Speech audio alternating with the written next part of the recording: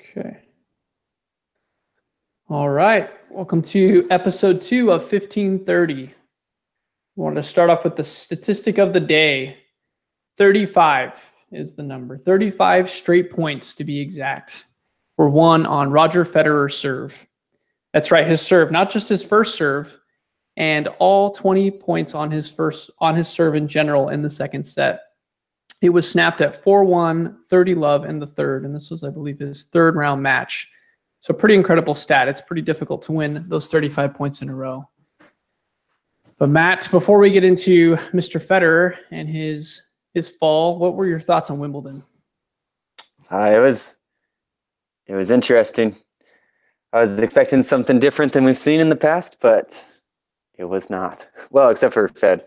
I guess he didn't make it to the finals, which he hasn't. He did not. Pretty frequently, but I keep expecting these young guns to come up, and they can't do it. They won't do it. But it was good. Had a lot of old rivalries revived between Rafa and Joke.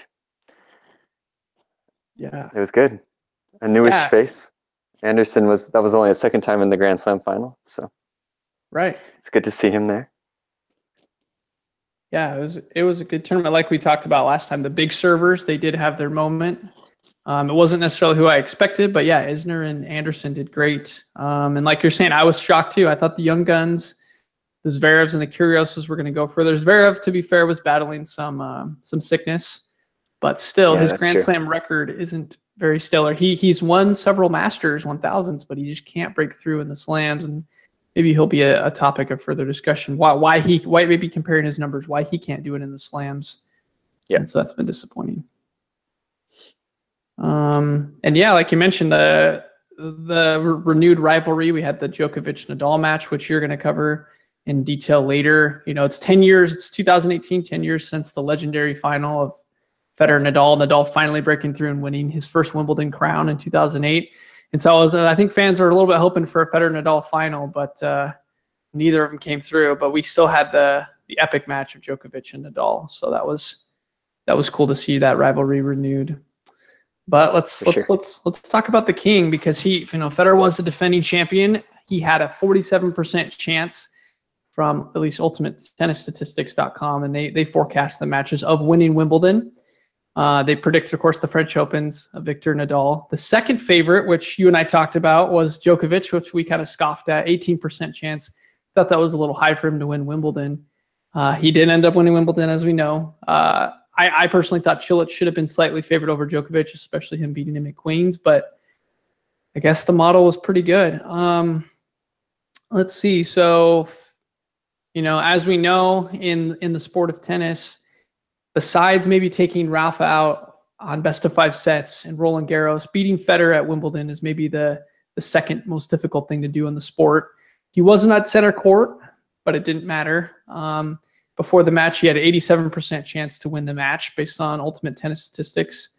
And it's only his third time to ever lose a match after being up 2-0. Can you guess the other times? Do you know any of the other times that he's lost being up 2-0? I couldn't tell you off the top of my head now.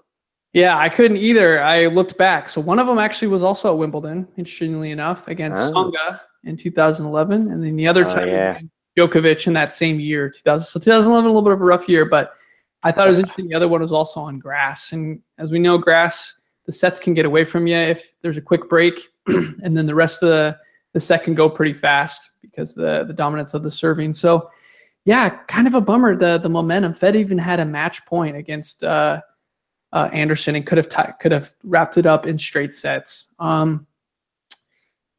So let's go back. Let's go to the numbers. Let's see why this happened. Federer, just by watching it, he looked a little bit uncomfortable in the later sets, returning Anderson's serve, and he was shanking more forehands than I would normally have seen him, especially on grass. But the first set, he looked so dominant. He was attacking. So a few things to paint the picture here. Anderson has never won a set against Federer until Wimbledon in the quarterfinals. Federer actually won 5 more points than Anderson over the course of the match. Of course, as we know, tennis isn't really like that. You could dominate in one set and lose in the other set and still lose overall, even though you won more points. There were 17 aces that Federer had, only one double fault, 69% first serves in, and 79% win percent on first serve. So those numbers are pretty dominant. 17 aces, those first serve and second in percent won on the first serve points. Those are just as good pretty much as his career at Wimbledon. Where things don't get as good is 59% won on second serve. That's like 7% lower than his career average. 72% net points won. That's also pretty good. But then also his receiving points, he won 7% less. And again, break points, as we always talk about in the close matches, they matter. Federer he created 12 break points, but only converted 2. So it's only a 25% rate there. And then for Anderson, it was 4 out of 7. So he converted those ones that he had. And that's something, yeah. Just jumping real quick. I think it's so interesting. When Fed loses, when he struggles, he almost always struggles to convert. You can always almost see this stat that he struggles to convert those break points. It's very characteristic of Fed. I think it's unique to him in that he just has these lapses in these matches. I mean, like you said, he has a match point in the third set, but he's unable to really close that out. I think that's interesting. Right, exactly, because some days when he loses, it's because he's having a bad serving day, but this is not the case. Clearly, his numbers were extremely good. He was not only getting his first serve in, but he was winning a majority of those first serve points. Like you're saying, it wasn't the serve, it was more the big moments, right? He couldn't really rise to that occasion. And I agree, over the years, Djokovic, 2011 was a great year to a great example of that, right? He had match points. In fact, on one of them, Djokovic hit an amazing cross-court forehand on Federer, and he couldn't do anything about that and kind of let those other moments slip by him. So yeah, I thought the same thing. And interesting looking at the momentum chart that Wimbledon.com had, basically just kind of showing like consecutive points won and basically the momentum of the set. And really Federer had momentum even in the sets that he started losing, except for toward the end of sets, he kind of tailed off. And that's when Anderson was able to take over and obviously complete the break and win the set. So interesting as well, maybe a little bit of a lapse in his focus. That's the part about tennis. Right. You have to be focused on every point. I think Nadal is a great example about doing that, but maybe Federer just had the momentary lapse of focus there. But credit to Anderson because he stayed around. So that was really good for him. What were you going to say? Absolutely. I was just going to say, I mean, this is probably one of the most frustrating things in tennis. It makes it just so much more interesting to watch and to play, but also so much more frustrating if this is what happens to you. It's just you can have a better match statistically in every other area, but if you're not converting your break points, it's 1 point in the scheme of things, but it makes the whole difference in the match. And so it's incredibly frustrating, but it also provides so much intrigue. Makes the match really interesting.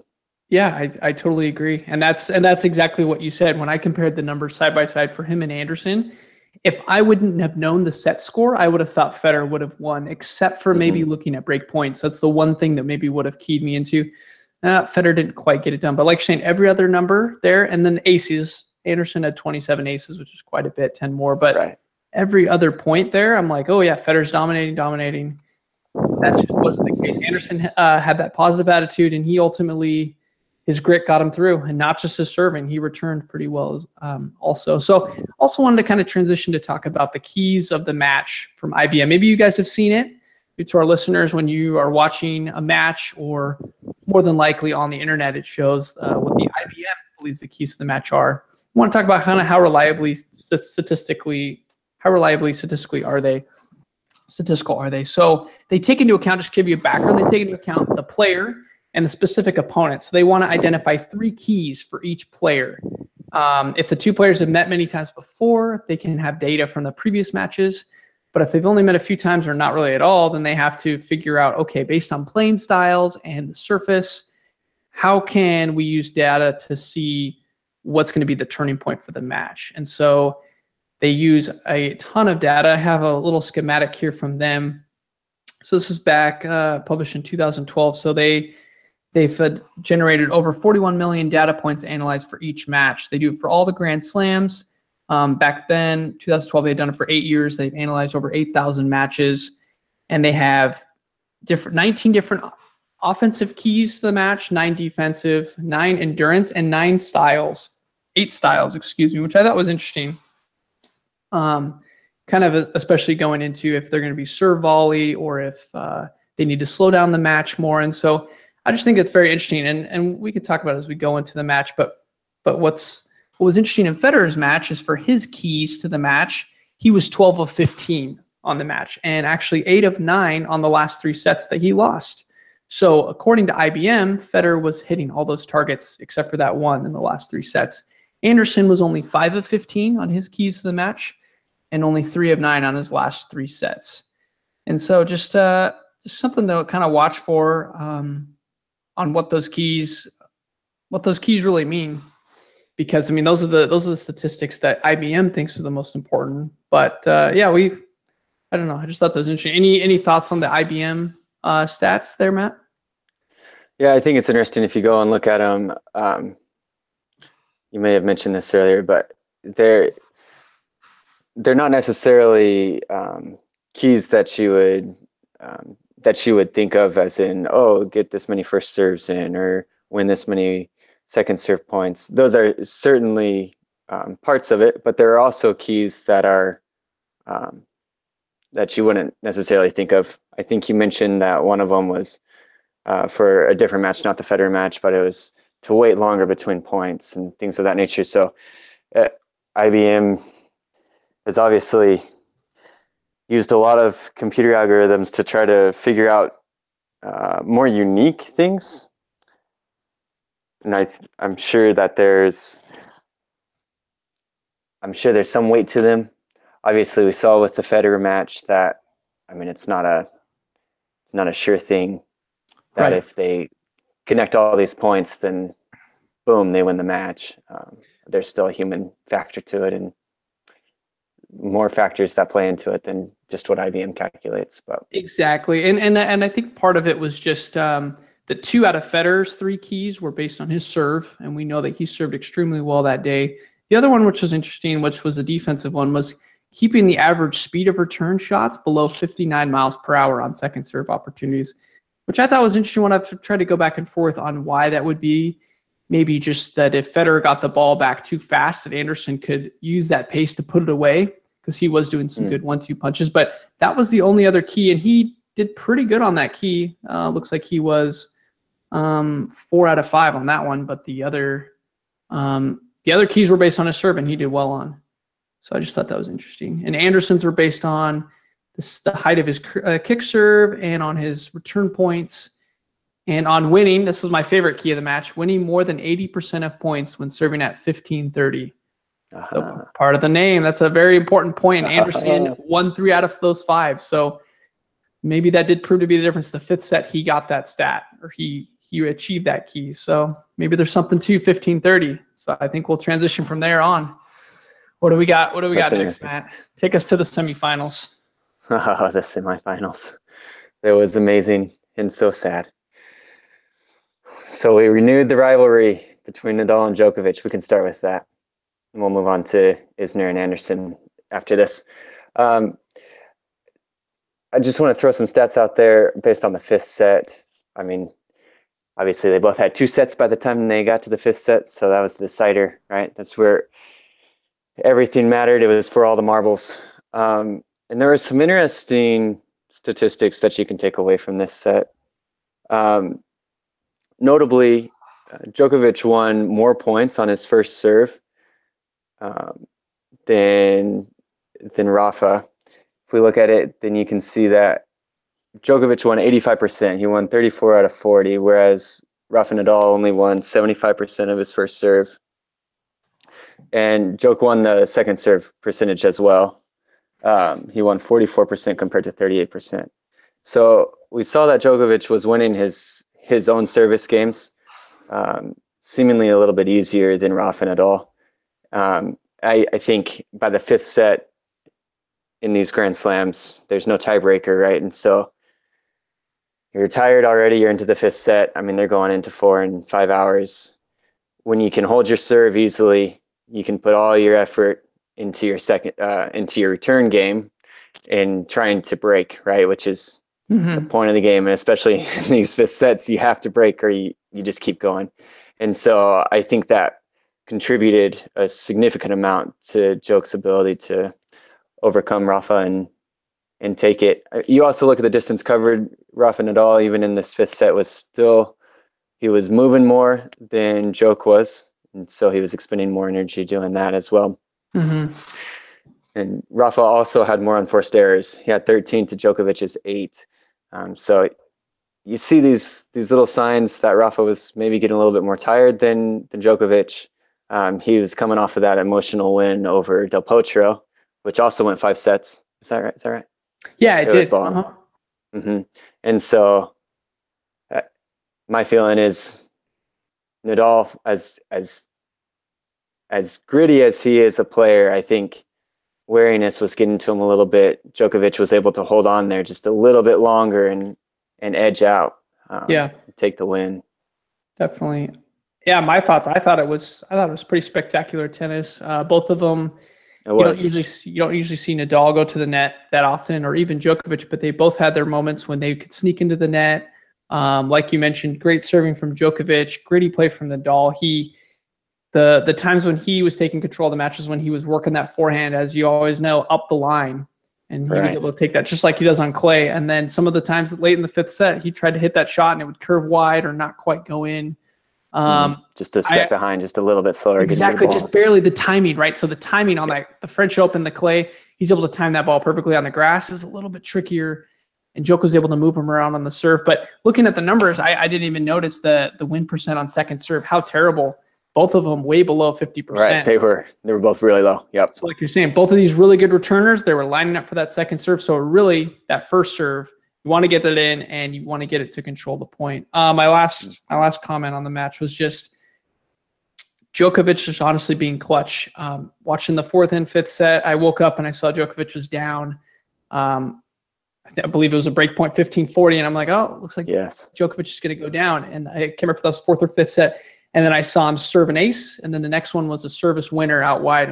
And he was just like saying, not only clutch, being big in those, not letting the pressure get to him, but also having the serve to rely on, similar to a Federer at Wimbledon. I think that really helped Djokovic. But Nadal was right there. It was just a few points here or there. Like you're saying, I think the fatigue did get to him a little bit. Yep. Well, and you bring up an interesting point. Rafa, at least in this fifth set, had the same struggles that Fed did. He had 5 chances to break, and you mentioned that game. I had the same thought. Oh, this is it. Rafa's going to take the match. But Rafa went 0 for 5 in the fifth set on break points, and Djokovic took 3 chances, but he finally got 1. That's all I needed. So again, the break points, right? In these close matches, they determine really the match. Is kind of the moral of the story that I've seen for both the Fed match and Djokovic Nadal. Yep, I hear you. All right. So what do we got? Any more thoughts on Djokovic in that match? I think that's it. It's just amazing to see him come back to the pinnacle of the sport. I wouldn't have thought, based on his French Open performance, that he was quite ready to take on Nadal at this level. But I think he's back and mentally there and physically, obviously ready to play. Yeah, it'll be interesting to see how real this is. It'll be interesting to see how the U.S. Open goes, if he can carry that success over. Definitely. Or if he'll be challenged. So it'll be interesting. Right. So the next semifinal was Anderson and Isner. This was interesting. I looked at who won each of the stats. So to clue you in a little bit, I was simply looking at the IBM, again, has what they call their slam tracker. And so they just have a few key stats, like first serve percentage, the amount of points won, the things that we've been talking about. Mm-hmm. Points won off the first serve, the second serve, break points, receiving points won, amount of winners and unforced errors, and a few other things. And I broke down these numbers for each set and who won what in each set. And, in all honesty, even though this match went to 5 sets, Anderson had control of these numbers for pretty much every single one. Especially, you look at set 4, Isner won this one, but number-wise, he won 4 more second serve points than Anderson, and he had 3 fewer unforced errors than Anderson. Oh, I'm sorry, no. And he covered more area. So yeah, the only thing that he won was that he won more second serves. Anderson won everything else. And so, but he still won the set. So the point I'm trying to make, we talk about these numbers. There's always a human factor. And it always comes down to 1 or 2 points. It always depends, where these points are won, because they're broken down each set into 6 games. And so it's interesting to see that Anderson had control of these numbers throughout each set. Isner was still able to pull 2 away from him and had a real chance to win the whole thing in the 5th set. But it came down to Anderson winning a few more, being just a little bit more clutch, winning a few more points than Isner. Yeah, I mean, like you're saying, even though the numbers tilted toward Anderson, this was as close a match as you could get as far Absolutely. as, because like you're saying, Isner being the big server, he can steal some of these tiebreak sets or the 7-5 sets, and right. It was amazing to see how long it was. I had friends text me, they're like, oh my gosh, are you watching this? People that don't even watch tennis were tuning in. How crazy this match was, and an American playing, but yeah, sure. a pity that both these guys, knew no matter who won the match, they were going to be super big disadvantage going to the final. Yeah, absolutely. And, if it had been the U.S. Open with the 5th set tiebreak, maybe it could have been a different story for Anderson on Sunday against Djokovic. But until they change the rule, these top servers are going to have to try to get through and get some breaks. But my only other thought is just you're talking about the win percent on second serves. Talk about this is one of the big keys in tennis, right? The first serve is where you can surprise your opponent. The second serve, people are looking to tee up. They're looking to be aggressive on the return. And so if you're anywhere above 50%, you're probably in a good, at least in an okay spot. But Anderson, he was stellar. He was 62% points won on second serve, and Isner was below that 50% threshold. He was at 43%. So 19% difference on second serve point. Yeah, I would definitely, just looking at that number alone, would say Anderson would win. Yeah, like you're saying, he had the numbers advantage, but just on some of those tight sets, he couldn't quite get it done in fewer than 5, right? And so credit to Isner for hanging in there, even though Anderson, number-wise, did play an excellent match. Yep, agreed. Well, and it's interesting, even Federer talked about it after his loss to Anderson, of how solid Anderson was hitting from the baseline. He's really improved his game to be more than just a serve, which is great to see from a big man. And Isner's getting to that point. He talked about recently how he was able to overcome that pressure that he felt on the court and really free up. And you can see that in his game, that he's hitting much better, and he's become more than just a serve, which I think is a tribute to why he made it so far in Wimbledon. Right. But I think at the end of the day, the numbers show it, and Anderson truly his ground strokes were complementing his serve very well. So. Exactly. I mean, this is not a fluke, right? He made the U.S. Open final last year, and now the Wimbledon final. And like you're saying, he's not just a big serve. He has great 1-2 punch. The forehand is huge, and he does come to net as well when he needs to. Going to the IBM keys of the match, Isner was 10 out of 15 throughout the 5 sets for his 3 particular keys to the match. But 2 out of the 3 were based on his first serve. And so he was able to win all of those. The other one was based on winning more than 28% on first serve return points. Interestingly, Anderson also had that for his key. He didn't quite meet that wicket in any of the sets, but Anderson was only 6 out of 15 on his keys to the match. The other key to the match was keeping the average spread of return shots below 58 miles per hour on second serve opportunities. Again, another stat that maybe I need to do more research on, but again, probably just so you're not sending the ball as fast over so that the server can use that pace to put the ball away 1-2 punch. But yeah, interesting. The keys to the match there again. I maybe would have thought that would have been for Anderson, or for Isner, excuse me, not for Anderson. But yeah, they again told an opposite story. But this was again another very close match. So right, and that's the thing. I mean, it's a game of inches, especially these players were all playing extremely well at the height of their games, and they were all very close matches. And so yeah. A matter of a few points. Exactly. Go back to Federer for a second. As a Federer fan, wanted to also put out, so 538 put out an article. I believe it was the day before he lost or 2 days before he lost, talking about how when Federer wins the first point on his serve, it's usually game over. So talking about how important that first point is for Federer, being at 15 love. It showed through this year in 2018, through 278 games, he had 270 wins for a win rate of 97%. Wow. The only ones that were higher, or no one else was higher, excuse me, but Isner was close with 96%. Cilic was 95.5. Anderson, 93.3. So funny to see Isner and Anderson, the top of the list. Nadal, 93%. Delpo, 92, and so on. But interesting, now they're talking about how if Federer serves well and wins the first point, he pretty much never loses. And maybe that doomed him a little bit, jinxed him. But I just thought that was interesting. 538, another great statistical website, putting that stat about Fed. I read it. I'm like, yeah, I think he's doing. He has a great shot for Wimbledon, but it was not to be. Anderson was too good. Let's see.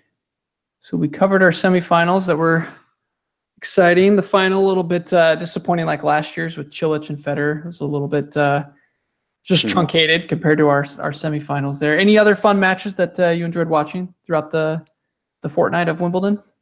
I think I enjoyed the Del Potro Rafa match more than any match during this tournament. That was fantastic tennis, two fantastic players. So don't have many numbers on that, but yeah, that was one that was just fun to watch. It's just pure fun. No, I agree. That was so fun. The two great players, and obviously always love to watch Nadal. He was definitely great to watch. Yeah, it's just crazy to me that he can be down 2-love, 2 sets to love. He has more grit, I think, than almost any other player that's ever played this game. You can never count him out, and he almost plays better when he's down. It's just incredible to watch him. He's not afraid to take the shots that need to be made, and he makes huge plays. It's crazy to watch. Yeah, definitely his focus as well. Like you're saying, point in, point out. He never, lets his mind wander. He's just in the point, even no matter what the score is, whether he's down, love 40 or up 40 love. He plays the game the right way, which is definitely respectable. A couple other shout outs here for matches. I enjoyed the Zverev Fritz match. That I think Taylor Fritz is a great up and coming talent. That was a fun 5-setter. It was disappointing. Shapovalov, the Canadian, he's been a pretty fun player to watch. He got ousted by Pair in the second round, but yeah, so many fun players, and so it's a bummer. But I guess we still have one more Grand Slam to go for the year, so. Sure do. More to come there. It's not over yet. Excited. Yep, exactly. So just to give you guys some a preview into some of our future episodes, we want to discuss the concept of ELO and how it relates to tennis. Especially for an individual game, it's easy to compare different ratings, and I want to talk about what those ratings mean and how that can help you better understand the game of tennis and what other sports use it, and also what some of the flaws are, as well as looking forward. We're done with the grass court season, so looking forward to this hard court swing in the U.S. and in Canada, and who some of the favorites are for that. So we're looking forward to that. Anything you want to add, Matt? Any last statistics here? I think that's everything. All right. Well, then we'll go ahead and we'll see you guys on the court.